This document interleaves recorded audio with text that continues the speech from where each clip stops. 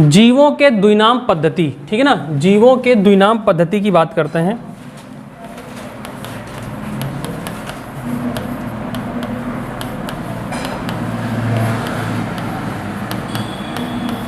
जीवों के द्विनाम पद्धति, अब मेरी बात ध्यान से समझिएगा।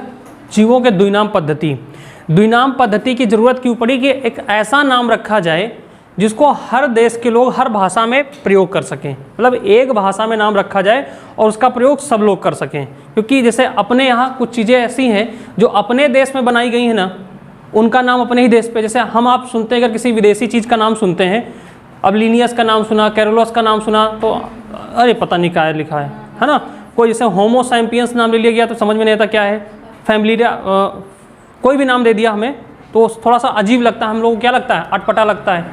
तो जान के देखो कि अपयो हिया कहा जाता है जलेबी, लिट्टी चोखा, लिट्टी चोखा ने भरता कहा सीधा, क्या कहा थे, पेड़ा, ठीक है ना, क्या कहा थे, पेड़ा, कुम्हड़ा, करेला, कहते ना, कटहल नहीं कटहर, डांटना नहीं हौंकना। तो अब ये सब उनसे जरा बुलवा के देखो, जिनकी भाषा हमें लेने में कठिनाई होती ना, उनसे कहो हमारी भाषा लेके देखो, ये सब हम लोगों ने खोज किया है, समझ रहे हैं कि नहीं। तो और साइंस हमारे आपके यहाँ यानी यूपी बोर्ड में विशेष करके इसीलिए कठिन लगती ही है, समझ रहे हैं, इसीलिए कठिन लगती है क्योंकि उसके नाम इतने खतरनाक होते हैं, और नाम खतरनाक होने की वजह से हम लोग क्या करते हैं, साइंस कठिन लगती है। बाकी कठिन नहीं है, बायो हमारे आसपास के जीवन में बीत रही होती है, समझ रहे हैं कि नहीं। फिजिक्स पे हम लोग जी रहे होते हैं, समझ रहे हैं कि नहीं, फिजिक्स पे हम लोग जी रहे होते हैं। द्विनाम पद्धति की शुरुआत किसने किया, ठीक है ना, इसका प्रारंभ किसने किया, इसकी शुरुआत किसने किया, शुरुआत किसने किया, तो ध्यान रखिएगा, वही वर्गीकरण के जन्मदाता, वर्गीकरण के जन्मदाता कौन, कैरोलस लीनियस, है ना, इनका पूरा नाम है कैरोलस लीनियस। इसमें जीवधारियों का जो नाम होता है ना, जो जीवधारियों का नाम रखा जाता है ना बच्चे, वो लैटिन भाषा में रखा जाता है। किस भाषा में रखा जाता है, लैटिन भाषा में रखा जाता है। जीवों का नाम किस में देते हैं, जीवों का नाम किस भाषा में देते हैं, लैटिन भाषा में। जीवों का नामकरण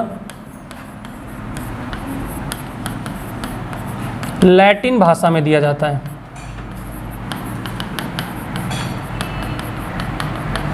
तथा एक विशेषता और जान लीजिएगा, लैटिन भाषा में, यह लैटिन भाषा के दो शब्दों से मिला करके दिया जाता है, कुछ भी आप कह सकते हो, ठीक है ना।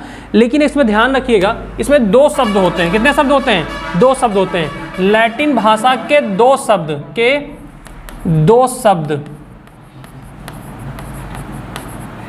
लैटिन भाषा के दो शब्दों से दिया जाता है, और उन दोनों शब्दों की विशेषता ये होती है कि जो पहला अक्षर होगा ना, जो पहला अक्षर होगा, पहला नाम होगा, पहला नाम कैसा होगा, वंश का नाम होगा। पहला शब्द, ठीक है ना, पहला शब्द कैसा होगा, पहला शब्द जो होगा वो वंश का नाम होगा। किसका होगा भैया, वंश का नाम, ठीक ना, वंश का नाम।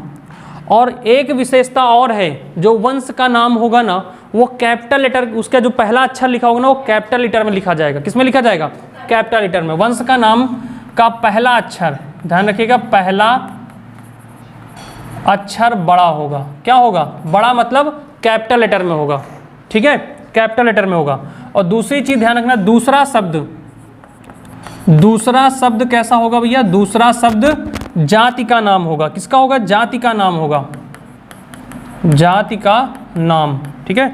दूसरा शब्द क्या होगा, जाति का नाम। पहला अक्षर छोटा होगा, स्मॉल लेटर में। कैसा होगा, स्मॉल लेटर आ जाएगा। जैसे होमो सैम्पियंस, क्या होता है, होमो सैम्पियंस, ठीक है ना,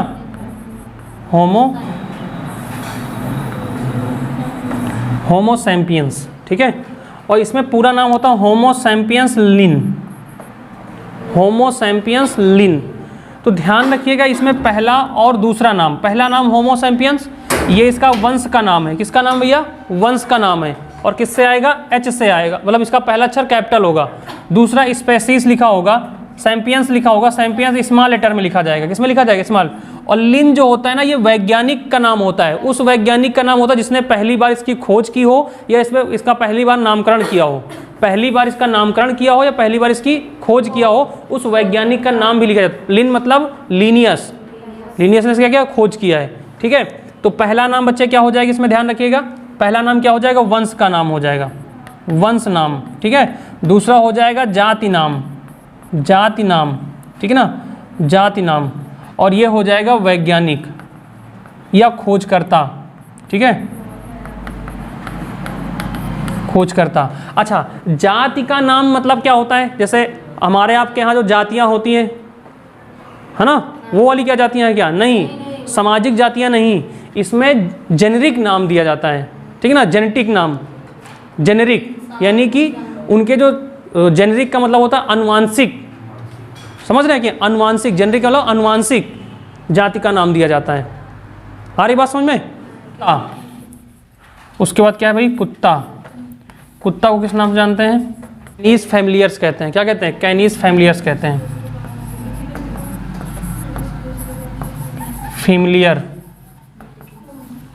ठीक ना, फैमिलियर्स, कैनिस फैमिलियर्स कहते हैं इसे। दिया है मक्खी, मक्खी को क्या कहते हैं, मस्का डोमेस्टिका कहते हैं। ठीक है, मानो होमो सैम्पियंस कहते हैं। ठीक है, उसके बाद गाय बॉस इंडिका है।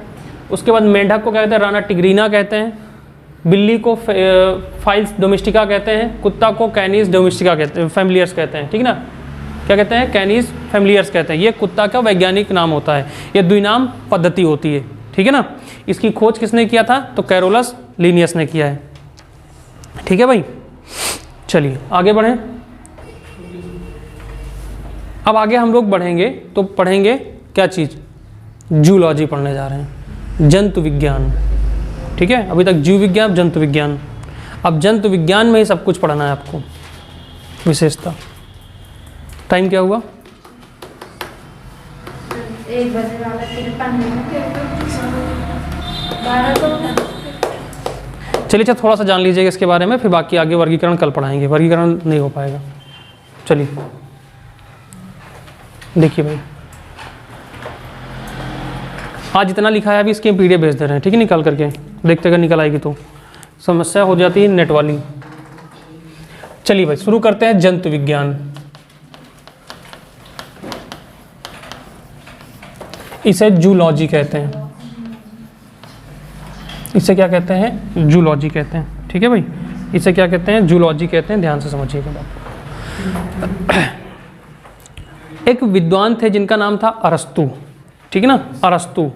अरस्तु ने 340 ईसा पूर्व में, 340 ईसा पूर्व में जंतु इतिहास नामक एक पुस्तक लिखी थी। जंतु इतिहास नामक एक पुस्तक लिखी थी और उस पुस्तक में इन्होंने जंतु विज्ञान के बारे में विवरण दिया था। इसलिए तब से इन अरस्तु को क्या कहते हैं, जंतु विज्ञान का पिता भी कहते हैं।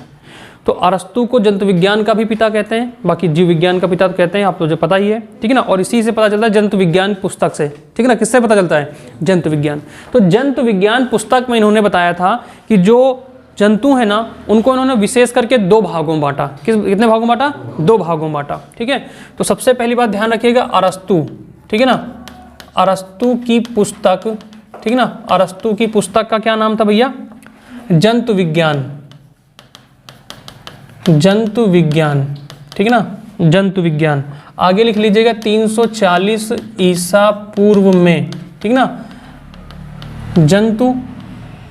जंतुओं के बारे में विवरण दिया, जंतुओं के बारे में विस्तृत विवरण दिया। ठीक है ना, विस्तृत विवरण दिया। ठीक है ना, इसलिए अरस्तु को, ध्यान रखिएगा, इसलिए अरस्तु को जंतु विज्ञान का भी पिता कहते हैं, या जनक कहते हैं। ठीक ना,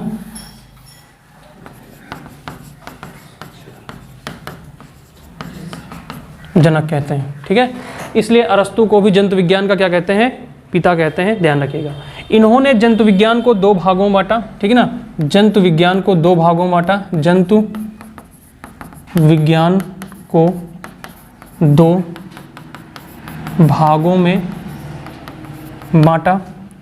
जंतु विज्ञान को भी इन्होंने कितने भागों में बांटा? 2 भागों में। समस्त जीवों को भी इन्होंने 2 समूह में बांटा था, ध्यान रखिएगा। अरस्तु ने ही समस्त जीवों को 2 समूह में बांटा था, एक जंतु विज्ञान जंतु समूह और एक वनस्पति समूह। एक जंतु समूह और एक वनस्पति समूह जीवों को बांटा। जीवों के बाद फिर आए किस पर? जंतु पे आए। जंतु को भी इन्होंने कितने भागों में बांटा? 2 भागों में। एक कौन सा पढ़ेंगे आप?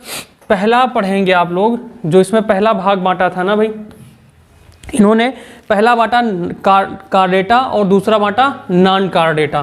पहला भाग कौन सा है? कार्डेटा, ठीक है ना, कार्डेटा। और नंबर 2 था नॉन कार्डेटा, नॉन कार्डेटा। अब इसकी विशेषता जान लीजिए, कार्डेटा और नॉन कार्डेटा क्या होता है, ठीक है भाई।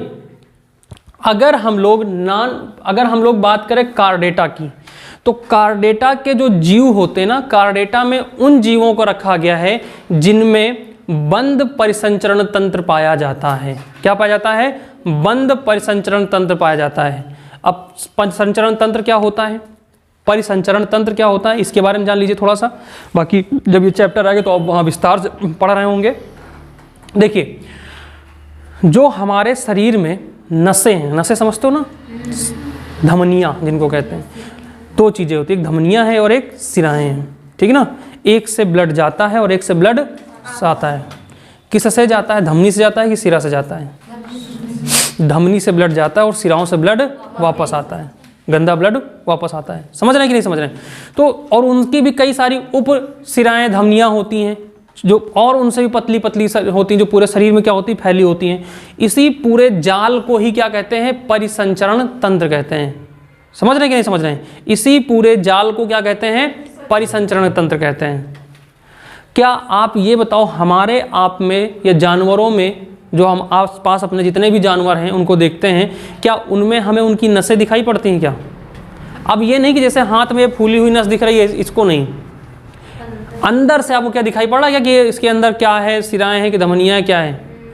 नहीं दिख रहा ना आपको? नहीं दिख रहा ना? तो यही, इसी को क्या कहते हैं? बंद परिसंचरण तंत्र कहते हैं। लेकिन एक उदाहरण आपको देखते हैं, आप सभी लोग, हम लोग गांव से जुड़े हुए हैं, आप सभी ने देखा होगा, केचुआ को देखा है? केचुआ को देखा है ना? केचुआ जो होता, हाँ जो, हाँ चाउमीन बता रही चाउमीन उसको भड़क जाएगी, फिर उसको अच्छा नहीं लगेगा खाने में। समझ रहे कि नहीं? में आए कि नहीं आया भाई? लेकिन केचुए में क्या होता है बच्चे? खुला परिसंचरण तंत्र होता है। आपने काकरोच देखा होगा, जिससे लड़कियां बहुत डरती हैं, काकरोच, उसके 2 मूछें ऐसे होती हैं, उसमें खुला परिसंचरण तंत्र होता है। उस काकरोच को अगर ऐसे टांग दोगे ना तो उसका ब्लड नीचे आ जाएगा, उसको ऐसे कर दोगे उसका ब्लड नीचे आ जाएगा, क्योंकि उसमें फेफड़ा नहीं पाया जाता। समझ रहे हैं ना? और उसका परिसंचरण तो क्या होता है? एकदम खुला होता है। परिसंचरण क्या होता है? खुला होता है। समझ रहे कि नहीं? तो वो किस में आता है भैया? नॉन कार्डेटा में आता है, सॉरी कार्डेटा में आता है। किसमें? सॉरी नॉन कार्डेटा में आता है। जिनमें खुला परिसंचरण तंत्र पाया जाएगा वो नॉन कार्डेटा में आएंगे, और जिनमें बंद परिसंचरण तंत्र पाया जाएगा वो किस में आएंगे? कार्डेटा में आएंगे। सारी बात समझ में? तो इसमें उन जीवों को रखा गया है जिनमें बंद परिसंचरण तंत्र पाया जाता है, ठीक ना। जिन जीवों में बंद परिसंचरण तंत्र पाया जाता है, बंद परिसंचरण तंत्र,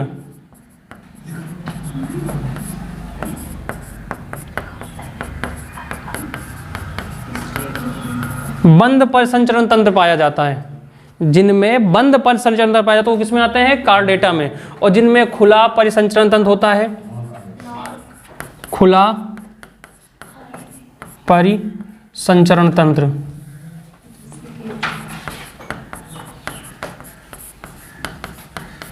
जिनमें खुला परिसंचरण तंत्र होता है वो इसमें आते हैं? नॉन कार्डेटा में आते हैं। आ रही बात समझ में कि नहीं आ रही? अच्छा, दूसरी बात करें भैया, तो जो नॉन कार्डेटा होते हैं ना, नॉन कार्डेटा में गलफड़े नहीं होते हैं। इनमें क्या होता है? गलफड़े नहीं होते। इन जीवों में गलफड़े नहीं होते हैं, गलफड़े नहीं होते हैं, गलफड़े नहीं होते हैं।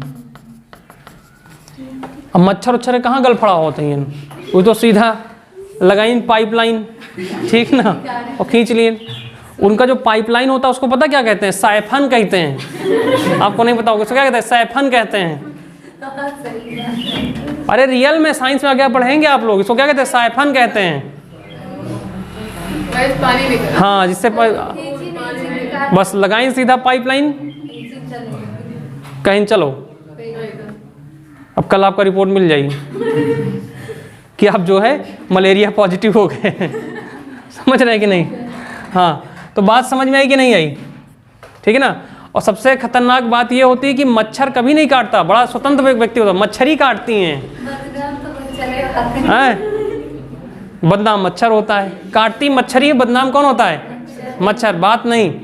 चलो आगे देखो, ठीक है भाई। और इनमें क्या होता है? गलफड़े होते हैं, सुविकसित गलफड़ा होता है। इसमें क्या होता है? विकसित गलफड़े होते हैं। इनमें विकसित गलफड़े होते हैं, इनमें विकसित गलफड़ा होता है, विकसित गलफड़े होते हैं। इनमें क्या होते हैं? विकसित गलफड़े होते हैं।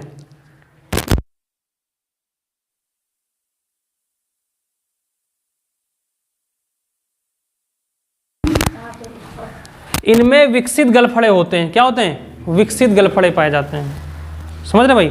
और इनमें क्या होता है? विकसित गलफड़े, मतलब इनमें गलफड़े ही नहीं होते हैं। समझ रहे हैं कि नहीं? होते ही नहीं है। ध्यान रखिएगा, जो आपके कार्डेटा या नॉन कार्डेटा होता है ना, इसमें जो कार्डेटा की बात करें, इसमें तंत्रिका तंत्र जो होता है, कार्डेटा की अगर हम लोग बात करें तो इसमें जो तंत्रिका तंत्र होता है वो खोखला होता है। कैसा होता है? खोखला होता है। इनका तंत्रिका तंत्र कैसा होता है? खोखला होता है, तथा पीछे या पृष्ठ भाग में होता है। कहाँ होता है? पीछे या पृष्ठ भाग में होता है। तंत्रिका तंत्र समझ में आता है? ये जो रीढ़ की हड्डी होती है ना, जो आपकी रीढ़ की हड्डी है ना, पूरे शरीर से, मतलब नीचे से लेकर के ऊपर तक का जितना भी हमारा कनेक्शन, संचार कनेक्शन है, ब्लड वाला नहीं, संचार कनेक्शन। कांटा पैर में लगा तो दर्द कहाँ होता है? दिमाग में होता है ना। कुल्हाड़ी अगर पैर में लगती है तो आंसू कहाँ से निकलते हैं? आँख से निकलते हैं। ब्लड भले बाद में निकले, आंसू पहले निकल आएंगे। ओहो, काम हो गया आज, अपने पैर पे कुल्हाड़ी मार लिया आज हमने, है कि नहीं? तो दर्द कहाँ होता है? पहले दर्द कटेगा वहाँ, लेकिन दर्द दिमाग पे होगा, सर में लगेगा, मतलब महसूस कहाँ होगा? सर। तो क्योंकि सर क्या है? आपका CPU है।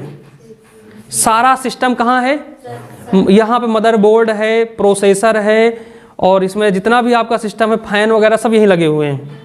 समझ रहे हैं कि नहीं? ये आपके क्या है? ये माइक है, सॉरी माइक है। हाँ, ये क्या है? माइक है। ये आपकी क्या लगी हुई है? ये कैमरा लगे हुए हैं। ये क्या है? कैमरा लगे हुए हैं। समझ रहे हैं कि नहीं? नहीं, मॉनिटर तो सब ये है, ये पूरा मॉनिटर। ये खोपड़ी क्या कहते हैं? मॉनिटर है। तो ये CCTV कैमरे होते हैं। समझ रहे हैं ना? CCTV कैमरे होते हैं। आ रही बात समझ में कि नहीं? और बाकी नीचे से लेकर के ऊपर तक जो हड्डी रीढ़ होती ना, रीढ़ खोखली होती है। रीढ़ की हड्डी कैसी होती है? खोखली होती है। उस खोखले के अंदर सब तार बिछे, जैसे घर में देखा होगा ना कि पूरे कमरे में क्या होगा? बात समझो ध्यान से। पूरे कमरे में क्या होंगे? तार फैले होंगे। पूरे कमरे में क्या होता है? तार। कोई पंखे का तार लगा है, जैसे अपने यहाँ देख लो, आसपास कितने सारे बोर्ड लगे हुए हैं, बल्ब लगे हैं, पंखा लगा है, कई सारी लाइट लगी हैं, ठीक ना। और इनमें सब में तार क्या अलग अलग बिछा हुआ है। और जहाँ पे मेन कनेक्शन होगा वहाँ पे इतना झुआ हुआ तार जा रहे होंगे, है कि नहीं? यहाँ एक एक दो दो तार मिलेंगे, लेकिन जहाँ पे मेन तार होगा ना, मेन कनेक्शन, वहाँ पूरे कमरे से, पूरे घर से आकर के इतने झुआ भर क्या मिलेंगे? तार मिलेंगे। क्यों? क्योंकि सबका कनेक्शन आपको कहाँ जा रहा है? मेन लाइन पे जा रहा है। तो पूरे शरीर का कनेक्शन कहाँ जा रहा है? खोपड़ी में। तो इसलिए कभी भी देखो, कहते हैं ना कि यहाँ पीछे ना मारो, ये चैम्बर होता है, कटआउट होता है। ये क्या होता है? कटआउट। बाकी सारा सिस्टम यहाँ है, लेकिन ये क्या है? कटआउट लगा हुआ है। ये कटआउट गिर गया तो आदमी फ्यूज। ये तो बनेगा वो तेरे नाम, ये तो बनेगा गजनी। समझ रहे हैं ना? कटआउट नहीं गिरना चाहिए। समझ रहे हैं कि नहीं? इसलिए यहाँ हौक के किसी को नहीं मारते, ऐसे मारते हैं, दर्द होता है, यहाँ मारिए नहीं, ठीक है ना। और ये बड़ा कोमल होता है। ये क्या होता है? बड़ा कोमल होता है पीछे का भाग। अब क्या होता है, कैसे होता है, ये जब नर्वस सिस्टम पढ़ाएंगे ना तो वहाँ पढ़ाएंगे आपको, और अच्छे से पढ़ाएंगे, और मजा आएगा वहाँ पढ़ने में। अभी तो ये शुरुआत है, इसलिए थोड़ा सा कम मजा आ रहा है आपको पढ़ने में। बड़ा साइंस पढ़ा रहे हैं, पता नहीं किससे पढ़ा रहे हैं, मजा नहीं आ रहा। अभी भाई देखो, कोई चीज़ की स्टार्टिंग थ्योरी है, थोड़ा यहाँ थ्योरी आपको समझना है। अभी तो जानना है कि कौन किसने क्या चीज़ खोज किया है, कैसे साइंस की। अभी तो हम यहाँ पे क्या बना रहे हैं? एक भूमिका बना रहे हैं। तो भूमिका नहीं समझ में आती किसी को, और भूमिका अगर समझ में आ जाए तो पूरी कहानी समझ में आ जाए। किताबों में शुरुआत में क्या दी? तो भूमिका दी होती है। अगर भूमिका समझ में आ गई तो पता चल जाता है कि इसका शीर्षक क्या है, इसके शीर्षक में है क्या, इसमें है कि नहीं।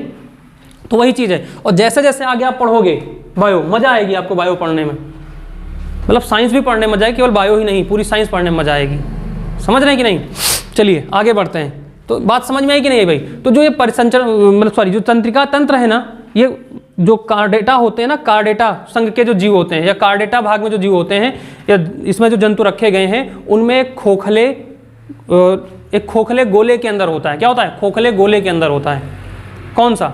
इसमें तंत्रिका तंत्र, परिसंचरण तंत्रिका तंत्र इसमें गोले के अंदर होता है, ठीक है ना। और जो इसमें तार यानी तार बिछे होते हैं ना, इस रीढ़ की हड्डी के अंदर जो नसें होती हैं ना, जो आपको यहाँ पे क्या पहुँचा रही होती हैं, संपर्क मतलब कि संचरण कर रही होती हैं, उनको रज्जू कहते हैं। उन्हें क्या कहते हैं? रज्जू। इसलिए इसको क्या कहते हैं? रीढ़ की हड्डी को मेरु कहते हैं। इसको क्या कहते हैं? मेरु। और इसको इसमें इसके अंदर रहने वाली नसों को क्या कहते हैं? मेर रज्जू कहते हैं। रज्जू का मतलब होता है रस्सी। समझ रहे हैं? इसको आपने हिंदी में तत्सम तद्भव पढ़ा होगा, रस्सी। तो जो रस्सियां बिछी होती है ना, इसमें पाइपलाइन जो बिछा होता है, उसको मेरुरज्जु कहते हैं। समझ रहे हैं? और इस हड्डी को मेरुदंड कहते हैं। क्या कहते हैं? मेरुदंड कहते हैं। समझ रहे हैं कि नहीं? आप आगे बढ़िया से पढ़ेंगे, समझ में आएगा, ठीक है।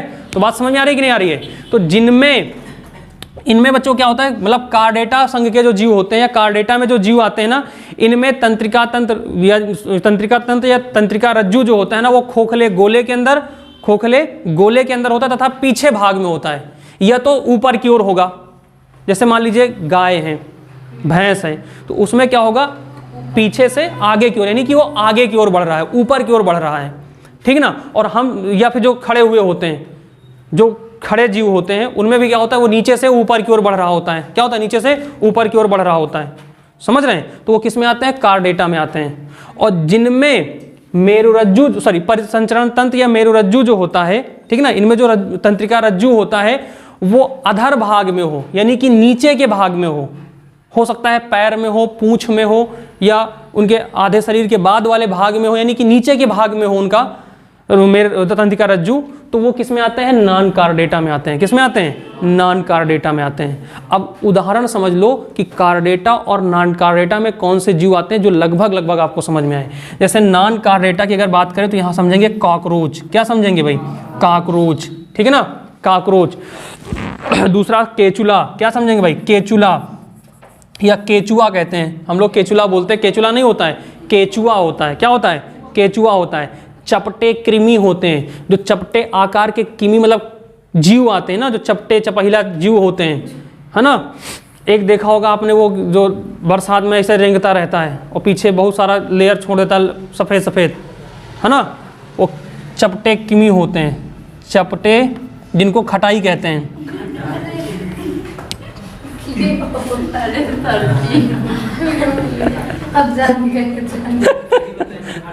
अब जान गए ना। भाई देखो, हमारे आपके यहाँ ऐसे ही तो तब समझ में आएगा ना। अब ये इसीलिए तो साइंस समझ में नहीं आती है। अभी कार्डेटा समझा रहे थे, नहीं समझ में आ रहा था, खटाई बता दी, समझ, अच्छा ये नॉन कार्डेटा में आता है कि नहीं? ये समझ में आएगा, नॉन कार्डेटा में आता है। तो ये बच्चे किस में आते हैं? नॉन कार्डेटा में आते हैं। किस में आते हैं? नॉन कार्डेटा में आते हैं। इधर अगर हम लोग बात करें, कार्डेटा की बात करें, तो कार्डेटा में जैसे आपके आते हैं मेढक हो गया, ठीक है ना, मेढक हो गया, मेंढक हो गए, ठीक है भाई। इसमें क्या आते हैं? मेंढक हो गया, मछली हो गया, ठीक है, मछली हो गया, जानवर हो गए, ठीक है ना, जानवर हो गए। और साथ साथ में ध्यान रखिएगा, मानव हो गया, मानव भी इसी में आता है, ठीक है ना, मानव, ठीक है। ये सब किस में आते हैं बच्चे? ये कार्डेटा में आते हैं। किस में आते हैं? पक्षी, पक्षी भी ध्यान रखना बच्चे, ने कह दो पक्षी नहीं आते, पक्षी भी इसी में आते हैं, ठीक है ना, पक्षी भी इसी में आते हैं। तो ये कार्डेटा में आते हैं। आ रही बात समझ में कि नहीं आ रही है? ठीक है, तो इसको लिख लीजिएगा। इसकी पीडीएफ आपको टेलीग्राम चैनल पर मिल जाएगी। टेलीग्राम चैनल डिस्क्रिप्शन में दे रखा है, आप उसे ज्वाइन कर लीजिएगा। सब ग्रुप पे वही जुड़ेंगे जो ऑफलाइन बैच में है, और बाकी ऑनलाइन अगर जो देख रहा है उसके लिए क्या रहेगा? टेलीग्राम रहेगा। ठीक है भाई, आपको पहले मिल जाएगा।